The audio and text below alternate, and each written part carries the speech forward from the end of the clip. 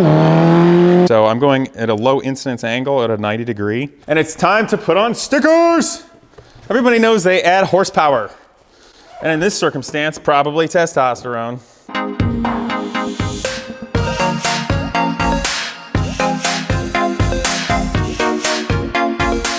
What's up, people? Let's finish the Top Gun bike today. So as you can see, got the rest of the body work on, took the time, put it on nice.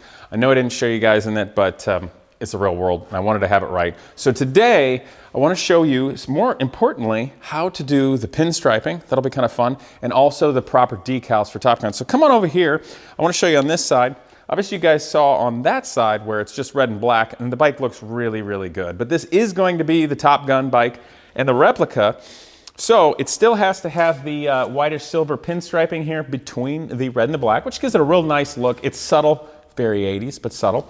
And then of course, all the proper military stickers, the Fighting 51, VF 213, I mean, just everything from the movie. And then of course, the iconic no bullshit sticker and the no 55 from back when there's a 55-mile-an-hour speed limit. So what I did on this side, partially because I wanted to show you, generally speaking, when you do decals and you want to do them precisely, and these are simple because they are just a sticker on top of a backing.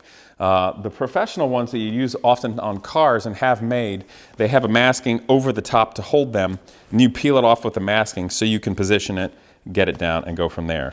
Now these are just straight stickers I actually bought off of Amazon, so that was really nice because I didn't have to research what they all were in the movie and get the sizes and do it custom, which would have taken a lot of time and been more expensive. So these I was able to buy for like $35, and they're pretty good quality. But if you look at the stickers, when you just peel them carefully, the back is just straight. So what I mean to say is more expensive decal material nowadays to print on has these micro channels for air. So you can put them on, and as long as you put them on reasonably easy, you're not going to get air bubbles. And if you do, you can push the air and get it right out with it being dry. These, you got to put on really carefully, get in position, go from the top, kind of go like that so you have no air bubbles. And I want to show you that. So to get them in position, and this is initially just knowing where the stickers went, a little piece of masking tape, put them in place. And that also gives you the opportunity where, you know, of course, it's a movie bike, and you want it to be exact, but if you can move something like a quarter an inch or whatnot, and it just looks better, gives you the opportunity to see what it looks like and go from there. Or if in the case that the stickers you have might be just slightly off on size, because if you look at this no anti-55-mile-an-hour sticker here, it's kind of big. It's supposed to go right here. And I don't know if in the movie they filled in the Kawasaki logo because they were mad at Kawasaki for not giving them a free bike, so they had no Kawasaki things on it. But I left this on, and it just barely fits. Which is sort of annoying. I thought about trying to do somewhere else, but I think I'm just going to go with it and let it kind of fit sort of janky. But if you want to, come on over here. I'm going to go ahead and start applying the pinstriping so you all see how to do that and how to think about it.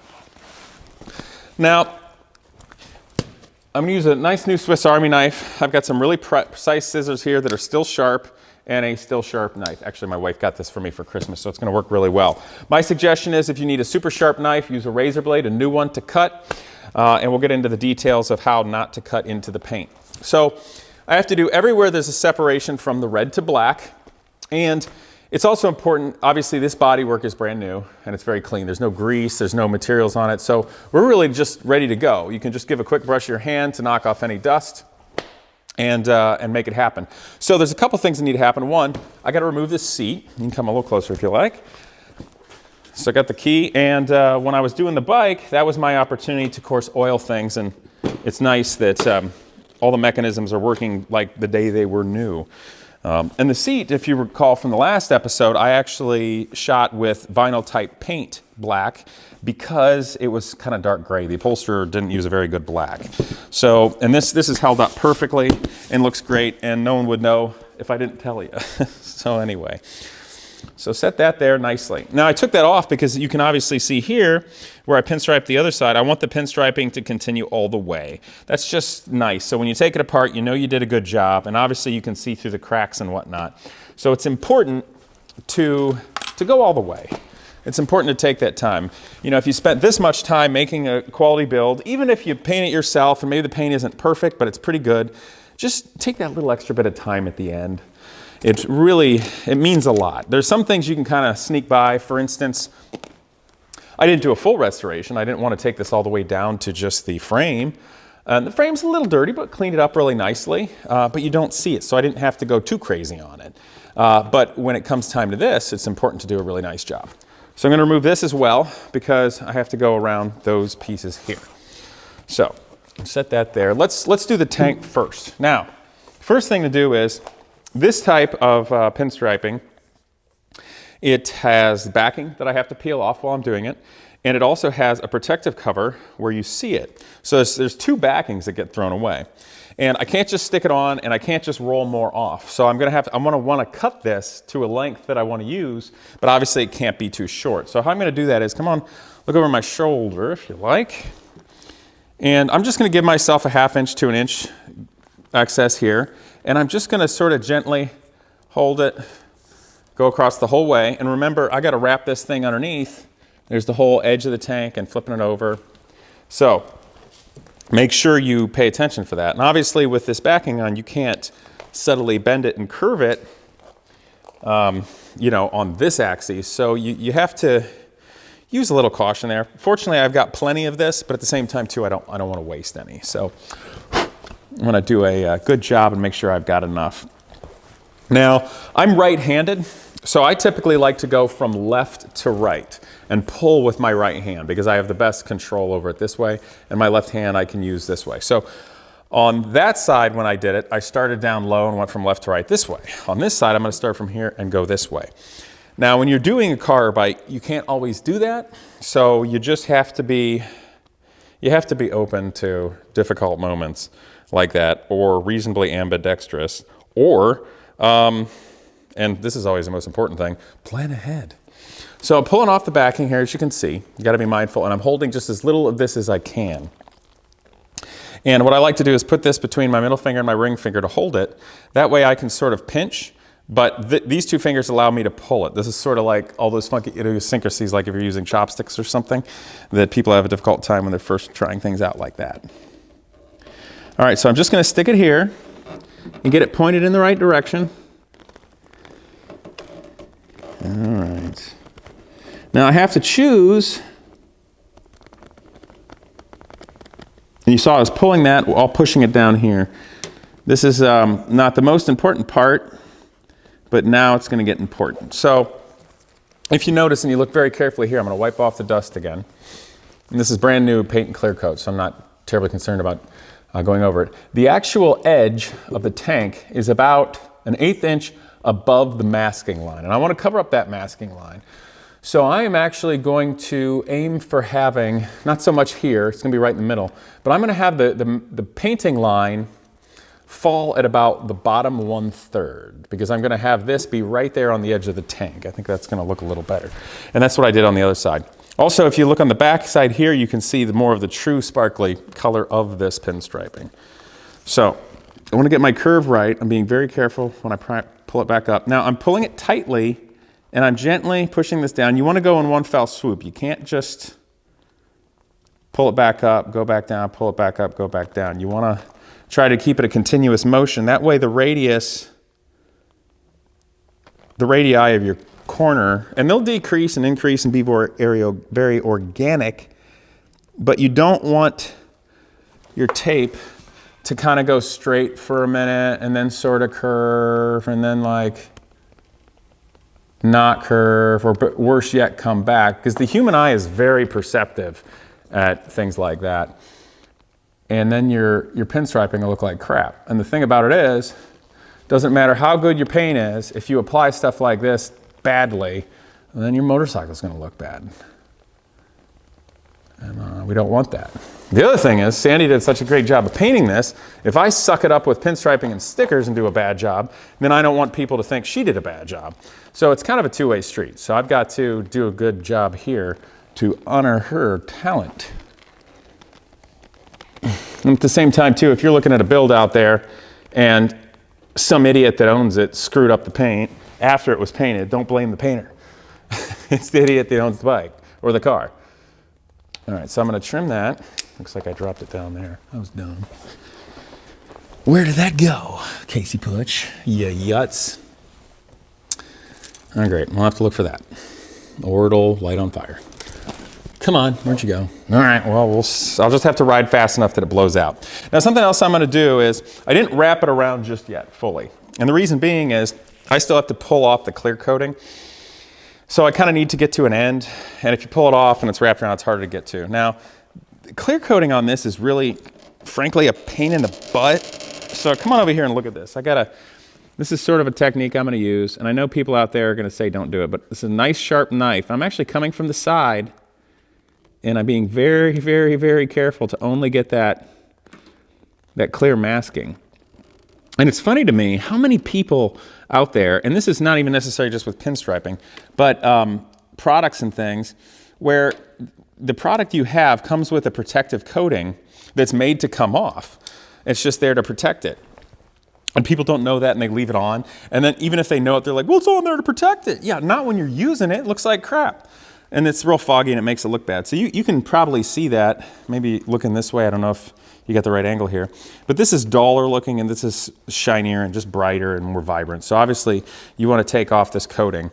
It's just made to protect your pinstriping when it's when it's in a roll like that, on a shelf or being used.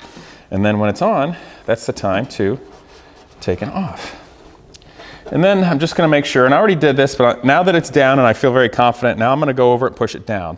It's important when you do that, you don't just go real fast, because if it's not on real well and you do that, you could start pushing it up and then you'll have a wrinkle in it. So you wanna kind of be careful, look at the whole thing first before you kind of go over it like this and really try to work it in and burnish it in.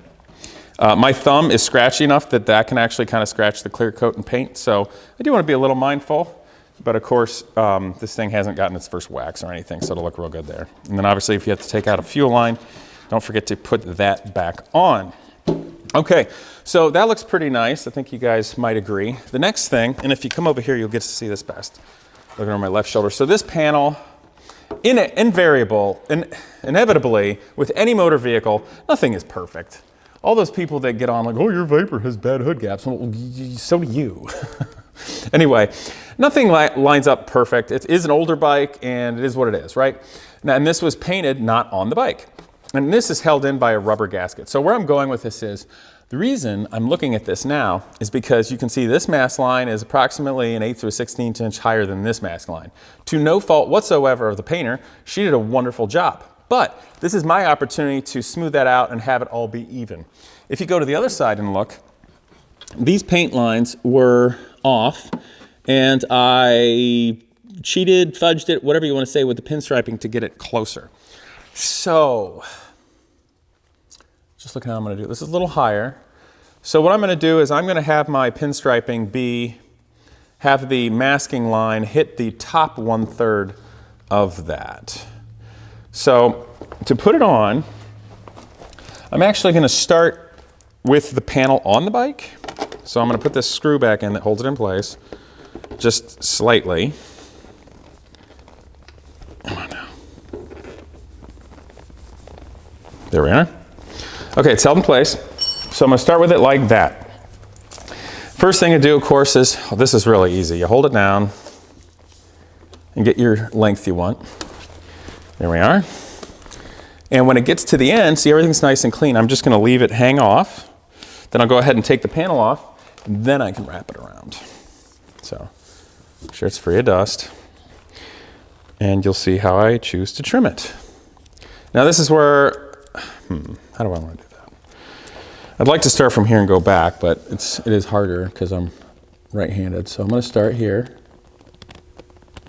Put that down. Well, you want to make sure it's pointing straight. That's why I had a more distance. You don't want it to like go like this and then you have to fudge it by going up. That never looks good. All right, here we are. And I'm also wanting to be mindful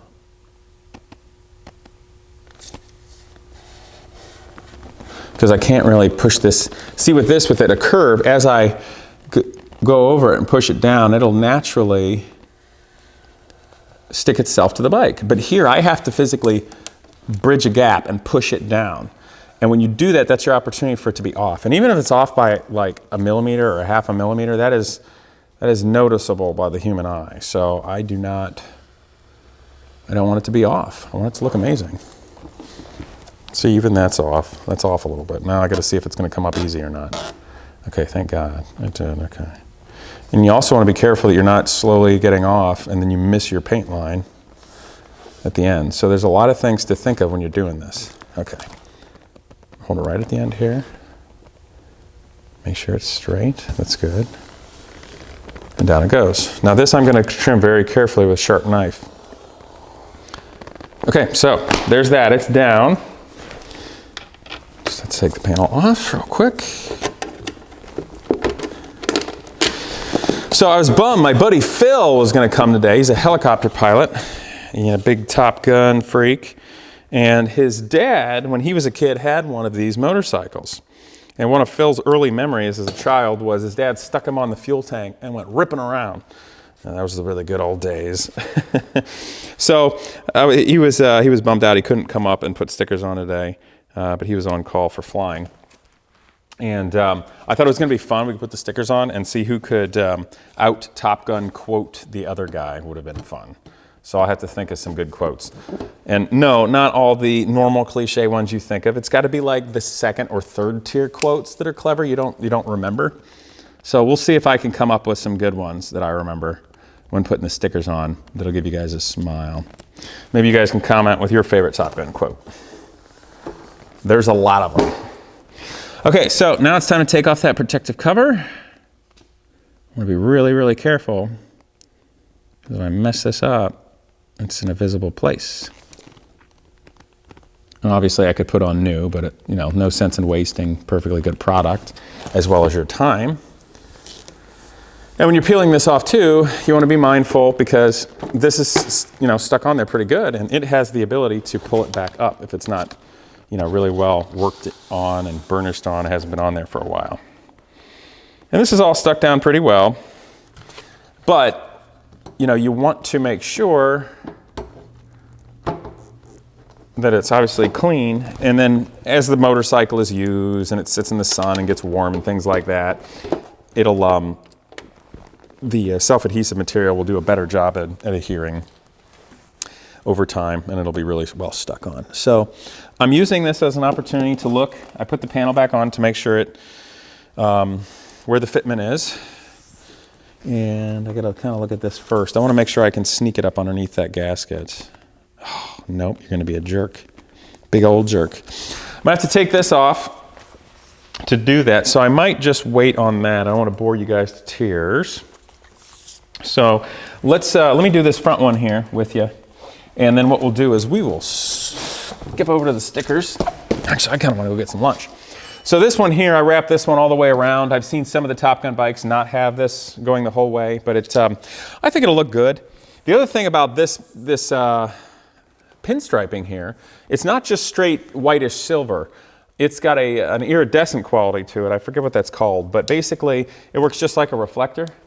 If you shine a light straight at it, it'll bounce straight back. So first of all, it's got an extra sheen in the light that you really can't tell, more so than just silver, that doesn't look hokey at all. It just looks like, wow, that looks good in the daytime. And then at night, if I'm going through an intersection or something, it'll light up, which is a good safety thing.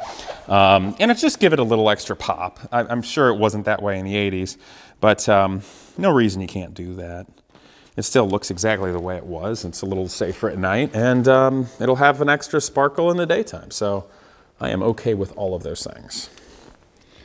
And this is actually the material, the pinstriping here on my Viper with the white stripes. I want to just give it a little extra panache, a little extra fun. So on the very edge of the pinstripes, I use this, and it's off-white. It doesn't match the white of the Viper exactly, but you don't notice it unless you're close. So at night on the Viper, the white stripes just glow on the sides a little bit, and it's kind of fun without being a total freak and like chrome wrapping it or something.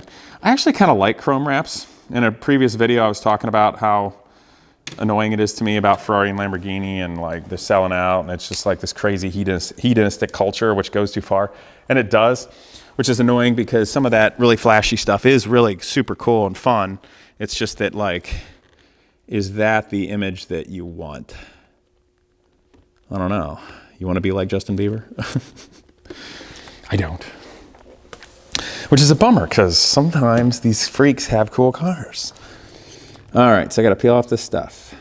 All right, you want to come up in close? We'll peel this off together so you can really see it Get as close as is it focused though, you think? Okay, so the other thing is you don't want to pull it straight off like this, because that'll make it more likely to pull off your pinstriping. So I'm going at a low incidence angle at a 90 degree, and that's a really good way to make sure it peels off without in any way taking it with you. And then, so I'm peeling it this way, but when I get to the end, I don't want to do that because it might pull it that way. So now I'm going to switch over to exactly there, and then boom, it peels it off in such a way that in no way will pull this off of the paint. So I'm pretty pleased with that. That went well. All right, so I just have this last one, but we have to get underneath that doggone handle. Okay. So can I find the Allen wrench that we used and just loosen up the one side? That would be nice. I'm not actually, come on, nope, that didn't work. That was dumb. It wasn't actually the right size Allen wrench. I just used it because I was being lazy and I thought it would work. Okay. And actually, I've got my tools at home, a lot of them that is, not all of them, and all of my metric Allen wrenches. So these Allen wrenches here are American Standard, and I'm hoping there's one that fits just good enough to take this loose. Otherwise, we may be doing this later. Don't strip out. Okay, good. Welcome to reality. I was never one of those persons that memorized which metric sizes will work on an American Standard or vice versa. I think 7/16 is close to 11 millimeters. Is that something like that? And generally you don't want to teach a new mechanic stuff like that. But the truth of the matter is, oftentimes, if you're trying to take something off and you need it to fit so well, because not all tools are created the same, either with the strength of their metallurgy or how well they fit. And all I want to do is get this loose enough that I can get the pinstriping under okay. So I'm just going to take these off. Anyway, oftentimes an American Standard tool will fit a metric piece of hardware tighter and better than a metric one would of the correct size, and vice versa. And the other thing is, it's very important to teach new mechanics and craftsmen the importance of having your tools fit tightly. I've had students that grab something like, this fits, and I'm like, yeah, theoretically I could turn it, but that's too big and you're about to strip it out. No, not the right size. So you need to keep them thinking. And obviously this is a Japanese motorcycle and it's going to be metric. And there's just all kinds of crazy things about, when American cars started being metric and everything. And then if you really get into history, then you learn what British Whitworth is. But I've never had to mess with that or have those tools. I always may do with something else. Because usually if something's going to have British Whitworth, it's probably pretty old and you can use some general tools. It shouldn't have to be overly specialized. This is going to be a pain in the butt. I shouldn't have pushed that down so hard. You do have to be mindful of this pinstriping. It doesn't really want to be pulled back up. It sort of screws up the metal flake. Okay, so what I'm attempting to do now, badly, was to just kind of sneak this in on the side so it can be straight. Yeah, that worked well there this time. Worked better this time, okay. Just a little bit of curve, that's okay. All right, here we go. Okay, now that I'm here, it's gonna be really important to aim it right and get it to match up with that one. And that was the reason I put the body panel back on, so I can take it right there, and now I know it matches up. And I had to have a certain fudging factor here, but that's one of those tricks. You got to know where you can get away with it. It's kind of like art. In art or craftsmanship, where you're just building something that's not like particular tolerances, engineers don't realize that you don't necessarily have to measure everything perfectly on some things. It's called, you just need it to be close. Because if you have 2 or 3 things that are close and you do it in the right order, then you know it's going to be perfect. And here's what I mean. So if you've got 2 things that have to fit together and your tolerances are off, they're not going to fit together. But if you have 3 things or more and their tolerance is off, you can eventually fudge everything to be perfect when it goes together. And the funny thing is right now, everybody's going to think I'm an idiot for saying that, and I'm probably going to get trolled. But the truth of the matter is, the craftsmen out there and the fabricators are like, he's right. So, think about it for a while.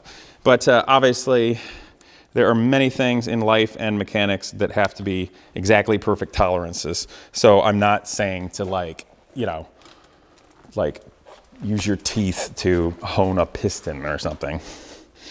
All right, so that's there. So what I'm going to do on this is, while this is off, I'm going to peel away the backing first before I trim this to the exact place I want it to be. I think it'll be easier. Either way, it's kind of tricky. This is where it helps to be nearsighted and patient and have a good tool and not too much coffee the day you're doing this. Also, patience is good. I've got the radio off. If I was by myself, I'd probably have the radio on. But you want to be kind of chill and relaxed and not under pressure. Because if you do something like this, when you don't have time and you're rushing, you're going to make mistakes. And you're not going to have a good time. And those things are not fun. Now, I know someone is going to tell me right now how stupid it is for me to use a Swiss Army knife. And I will say, you just watch yourself, man. This is a brand new knife. It's nice and sharp and works just fine. Now, if my dad were watching this, he would go, oh, what about that time that you had a giant fuel leak on a DeLorean when we were trying to go to Mid-Ohio, and then I had to rescue you in my old-ass Volvo because you used a Swiss Army knife to tighten it. And I'll be like, well, Dad, first of all, it had nothing to do with the Swiss Army knife. It worked just fine because I put a clamp on it, and it didn't need to have a clamp. It was an old fuel line, and it was going to do that. But my dad likes to blame the Swiss Army knife and not the fact that it was an old fuel line and it was going to go. And now the internet's going to be like, well, why'd you have an old fuel line? And I'd be like, because I was young, and I couldn't afford to restore my entire car by myself. And I fixed it, and it was fine. And I used my Swiss Army knife to tighten it. But my dad, to this day, would blame the Swiss Army knife. He'd be like, you used an improper tool, blah, blah, blah, blah. I'm like, well, it was perfectly fine when I used it.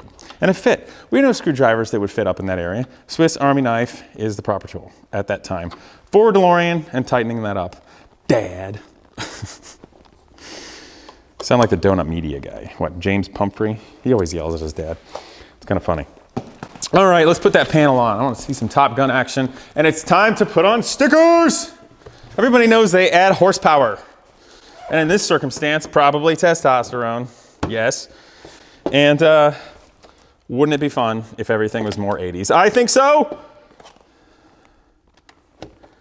All right, putting this back on. Don't cross-thread it, idiot. Okay, here we go. It's being kind of a jerk. Why is it being a jerk?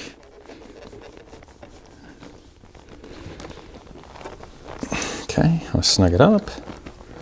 Good, good. Okay, where's the seat? Put that on. Okay.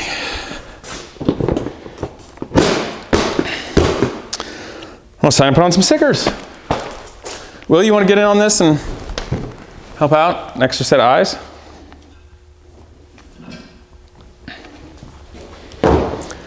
Okay, so I'm thinking, you want to come over here and we'll put on these first since they're already in place? Come stand over here. Actually, you might want to get down lower. I was thinking it would be helpful. So we already stuck those on place, so we know that's where they go, generally. But I thought you guys could help give me eyes to make sure things look level and intelligent. So I'm going to start down here at the bottom and do the Tomcat sticker.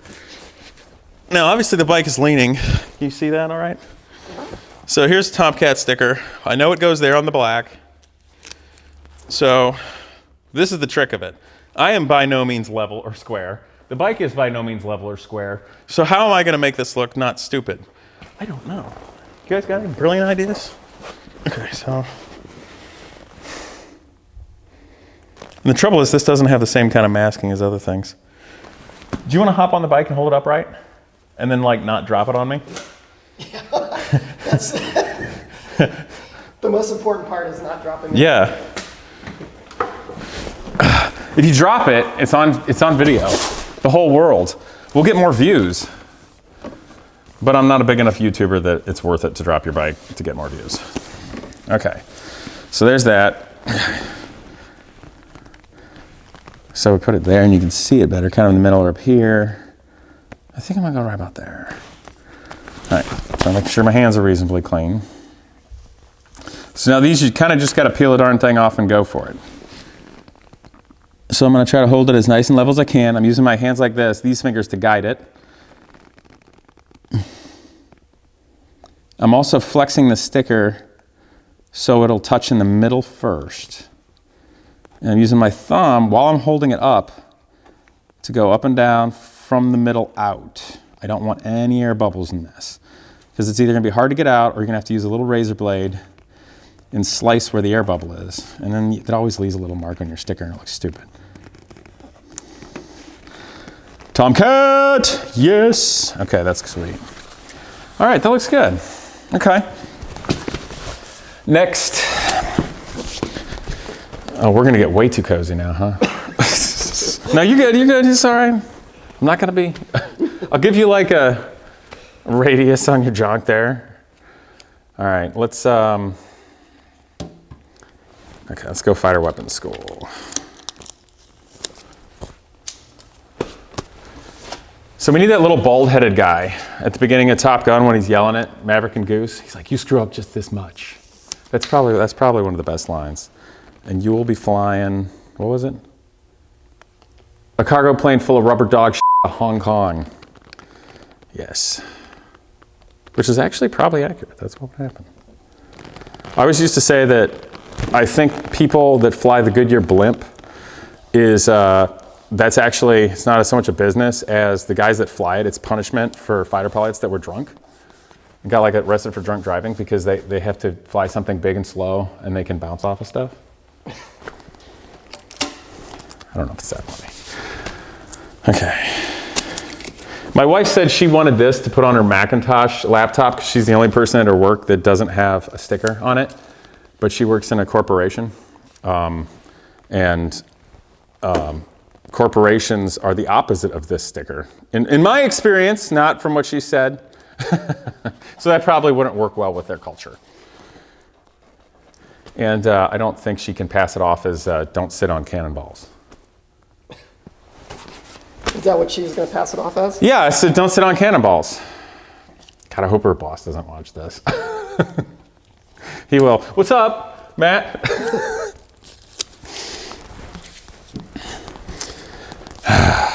Okay.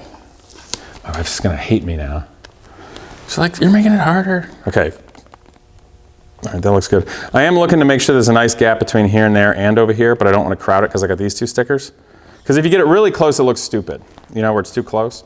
So you got to find that nice middle ground.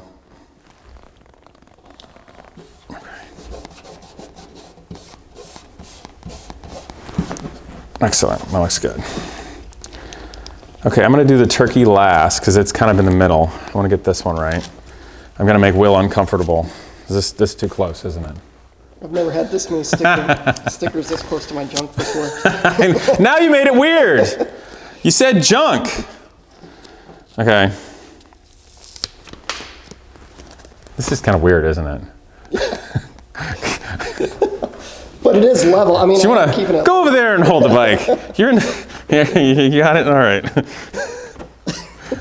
This is getting weird. This is weirder than the actual movie is. Okay, you got it? I got it. Okay, cool. Good. Okay, this is way less. Oh, hold on there. Got me all weirded out. All right. Now, if we think this is weird, I had a buddy who was on nuclear submarines. That gets weird. Yeah. You've heard stories That's of that. a lot of up close and personal time. Oh, yeah. Spend with people. Oh, yeah. What's up, Nick? Frickin' nuclear subs, man. All right. 2 fighter weapons school? Damn it, that's twice. I want some butts. Which is also really weird. I used to think that line was hilarious when I was like 6 years old, and it's just still weird. All right, let me move this back a little so it fits better. Cool. So I got the side ones on, and then you got the bike okay? I got the kickstand, so you're okay on this side. I'm gonna do the Fighting 50 first. This has got a little bit of a con curve going on to it, so I don't want to be too much on the curve. Otherwise it might not stick right, so I'm trying to get it centered. Nice and straight. Okay. Oh shoot, it's one in a wrinkle already. Okay, come on, don't do that. So I'm kind of doing a radial coming from the middle out. Even though it's a very slight curve, these particular stickers are kind of thick. They're not that really high quality kind of vinyl that you'd get with like a professional place when you're making it a race car, so they don't stretch as much. But just a teeny tiny bit, if you use the right technique, you can get them to be okay. So that's all right. All right, I can't drive 55. 55 mile an hour speed limit must have been horrific. I can understand why everybody was doing protest stuff. That's where largely the Cannonball Run race came from, was they were literally protesting these, I think it was from Jimmy Carter years, like they were trying to save fuel, which I get, okay, that makes sense. There are speeds where cars are more fuel efficient, and you know, as a nation, if you got an energy crisis, that's kind of important. But at the same time too, come on, you know? So the United States has got a really weird cultural feeling about driving quickly. You know, our drivers suck. People just sit in the left lane because they think they're self-righteous. The speed limit is 65 miles an hour. I'm gonna drive in the left lane at 64 miles an hour because I'm not gonna speed and you shouldn't either. That's basically how those people are. And I don't like that. But truthfully, if we were a little more intelligent, we have pretty good highways. You obviously can safely drive a lot faster. I mean, that's what the Cannonball Run was way back when, to prove you could do it safely. And you can. But the problem is people are idiots, and that ruins the whole ability to do it safely. So that's about it. I want to go get lunch, but how's this look on this side? Pretty good? All right, here, let me lean it over.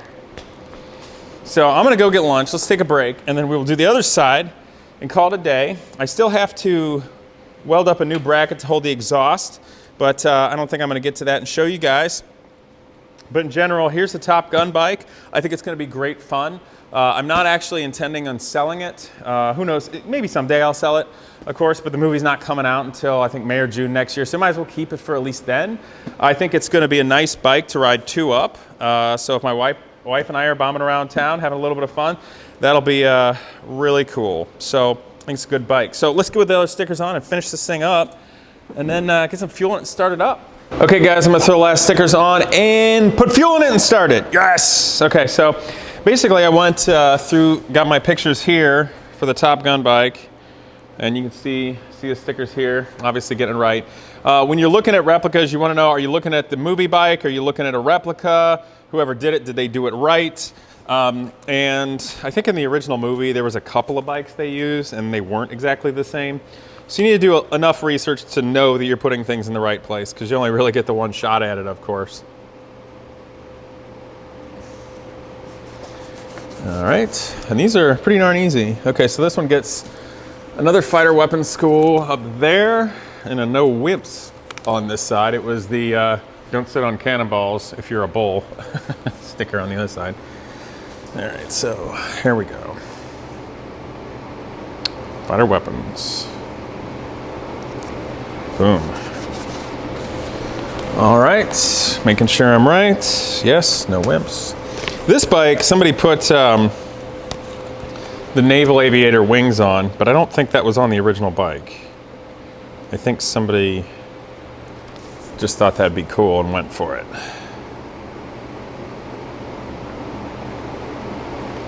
Yeah. Now how I chose to put this on was approximately the same distance from the stripe above and below each one of these stickers, so that way with the sizes they are, it just kind of flows with the bike. And I put this one up first since it's the most prominent, the biggest one. Okay, so the Tomcat goes down there. Where's the no turkeys? There's a no turkey. That is a silly thing. No turkeys. Or maybe it's a peacock. I shouldn't have gotten this one off. Okay, let's not do that one. You're getting ahead of yourself, bub. All right. Okay, so this one goes next. This one goes up in the front.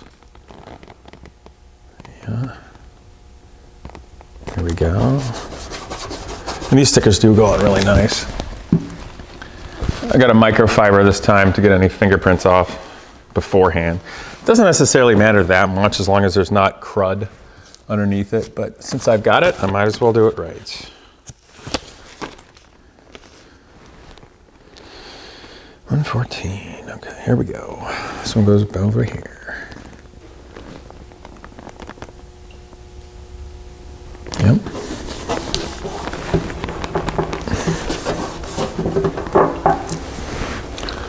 Okay, no turkeys.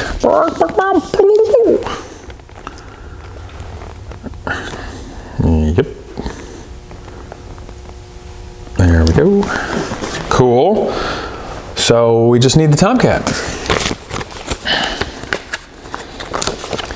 The F-14 was a sweet bird. I heard they were hangar queens though. Needing a lot of maintenance, but they sure look cool. Big old engines. All right.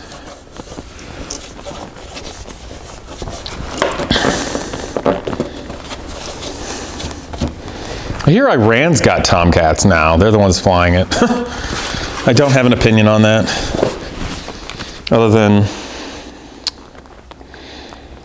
they're cool. I'd like to see one flying around here. Just not if it's Iran's.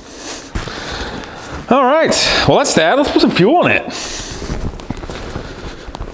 Now this is when I really hope I connected all the fuel fittings properly. Casey. All right, here we go. Did I do this right?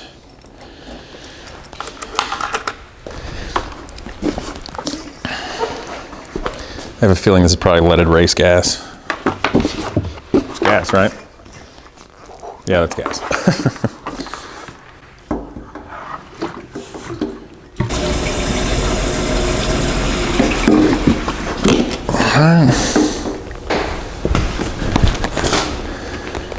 Did Casey do it right?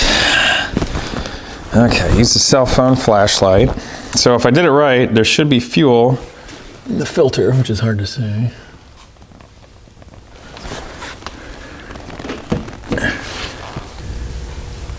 Reservoir primary on. Huh. Well, I guess that was on. It should work. Okay.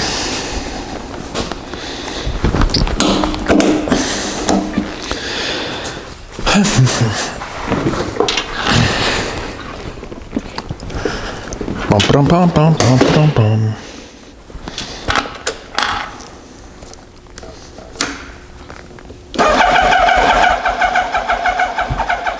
Come on.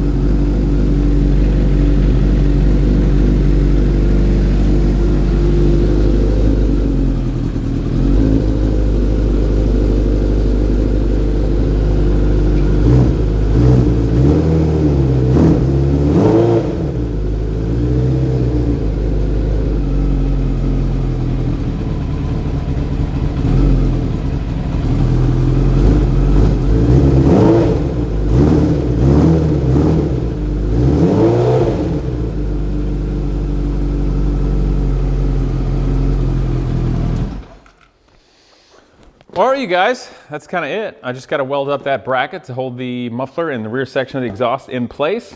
And probably ought to get this outside where, let's see if that radiator fan comes on, where I don't mind from the little bit of smoke from actually curing and or burning the header paint. But I am excited to ride it. It's gonna be a lot of fun. And it's pretty nice how I should take it on the road today. Anyway, I hope you guys enjoy this and you'll share, of course. Thanks for watching. Please like, comment, and naturally subscribe. See you guys next time. Trying